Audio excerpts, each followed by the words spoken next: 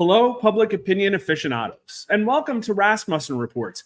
And, I think that intro is actually pretty reflective about Democrat voters' sentiment towards Joe Biden right now, which is really incredible considering how supportive they've been of this guy time and time again. But if you're new here, we provide up-to-the-minute public opinion news on all of your public officials like Joe Biden. And today, what we're going to be doing is a deep dive retrospective on what Americans now think of our current president, former president, whatever you want to call him. And this is a really great topic because it gives us a chance to go into some absolutely amazing data that kind of got overshadowed in the last month or so with the horrible debate performance, the switcheroo, and also the shooting at Donald Trump. They may not be the last retrospective numbers that we do for Joe Biden, but maybe with Kamala Harris now in the race, they'll be the most important. And make sure you hang on to the end, because what you're going to see is probably one of the biggest examples I've ever seen of a just amazing shift in public opinion. It really does remind me of that NPC new download meme that you've probably seen floating around the internets. So a lot of interesting stuff to look at today. Let's dive in.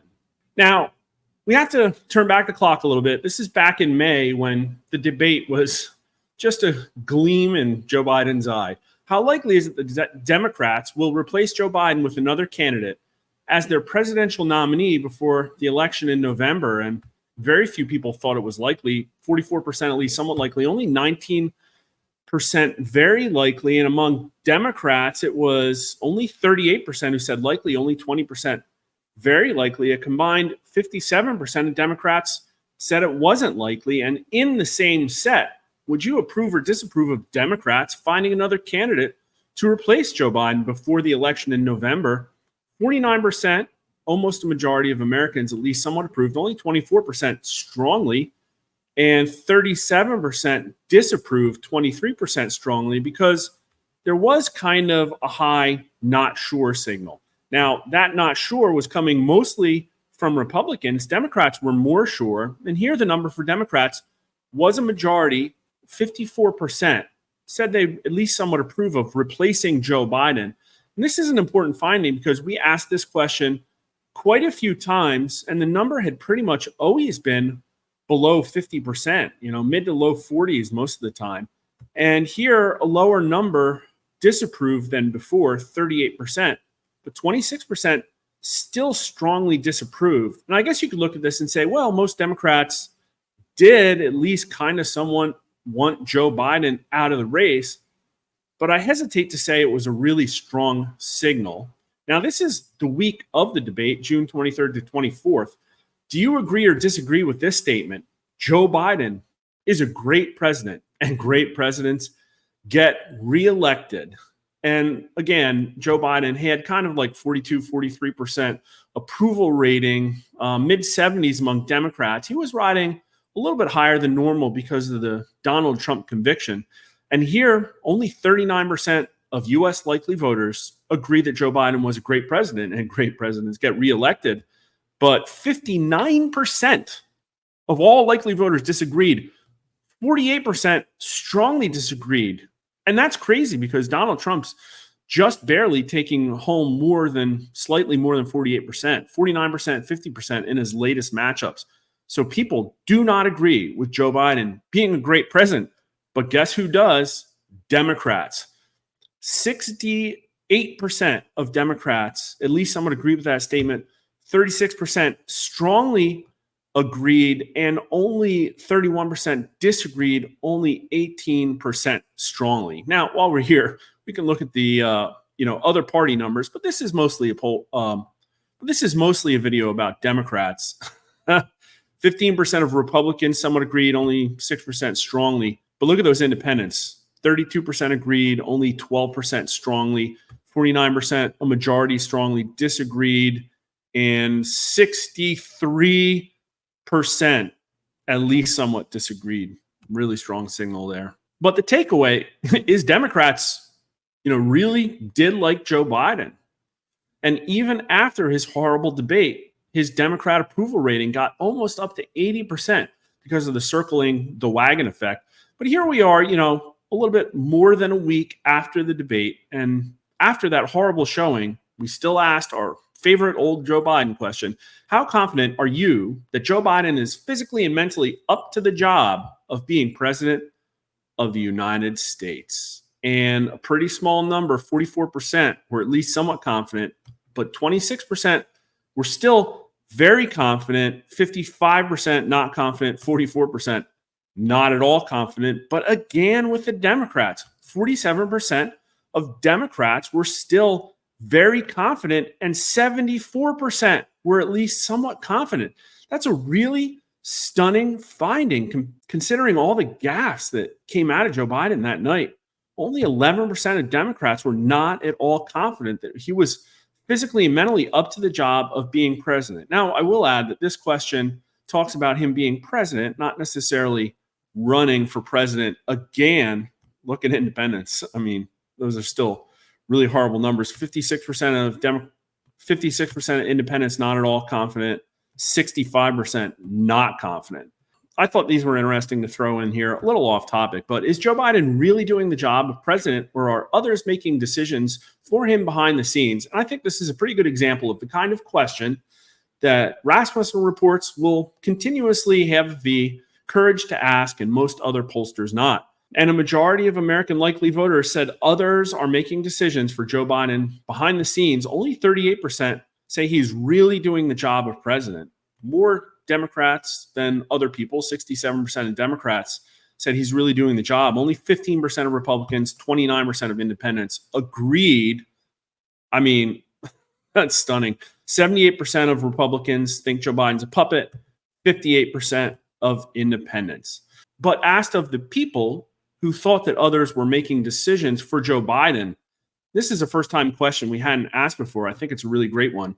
If Joe Biden isn't doing the job of president, who's actually making decisions at the White House?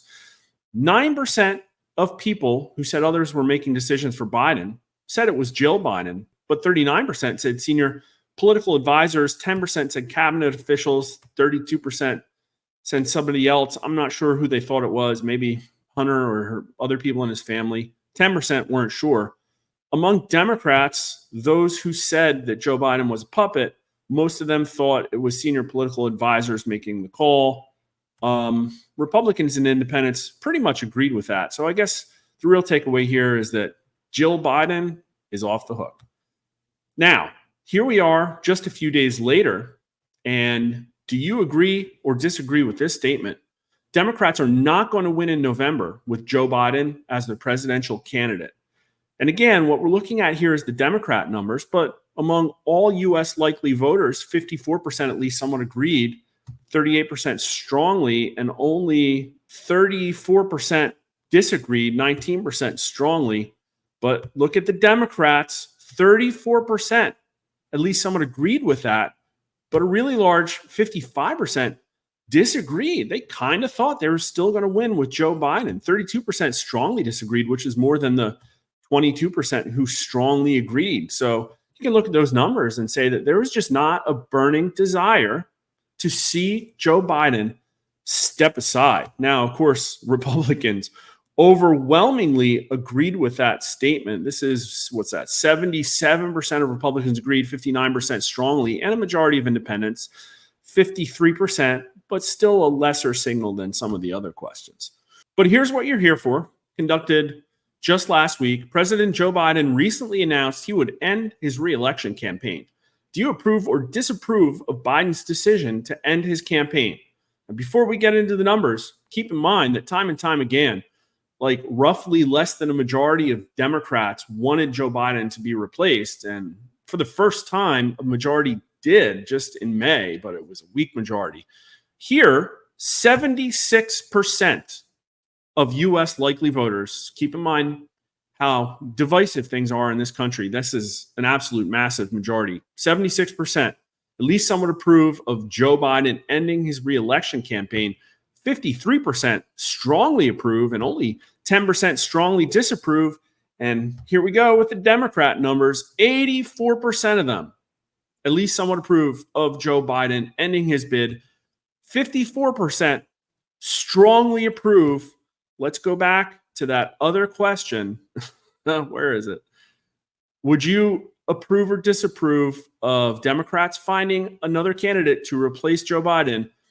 At the time, which was May, only 25% of Democrats strongly approved, only 54% at least somewhat approved.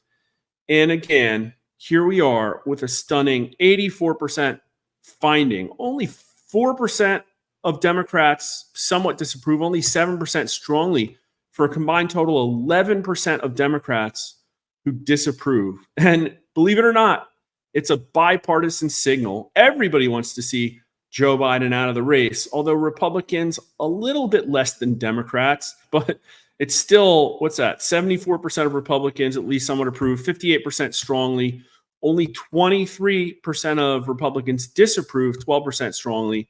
Independents are right there with Republicans, with 72% approving, 48% strongly, and 22% disapproving. What a miracle. Bipartisan agreement on something. But will Joe Biden be remembered by most Americans as a great president, a good president, a bad president, or the worst president ever? Only 22% of Americans say a great president. 46% say good or great. I guess that's okay. 21% say bad. 29% say the worst president ever, for a combined majority saying that he's bad or the worst. And, there's not a huge age signal. What's interesting is that older people are more likely to say Joe Biden is great. 18 to 39-year-olds, it's only 12%. And they're actually more likely to say he's a bad president, although less likely to say the worst. That goes to 65 and older. But Democrats, 41% of Democrats say this guy was a great president. 38% say a good president. 79% say good or great. I mean, that's a really strong signal, I'm sure a lot of them still remember Barack Obama. So Democrats love this guy. They're just happy to see him go, dump him on the side of the road. 14 million votes swept under the rug. Time to coronate Queen Kamala. But look at this. 38% of independents say good or great. Only 16% of independents say great. 56% of independents say bad or the worst. Do you agree or disagree with this statement? If Joe Biden is not fit to run for president, he is not fit to serve as president. He must resign the office immediately. And 52% of Americans, a majority, say that Joe Biden should get out of office. 36% strongly agree.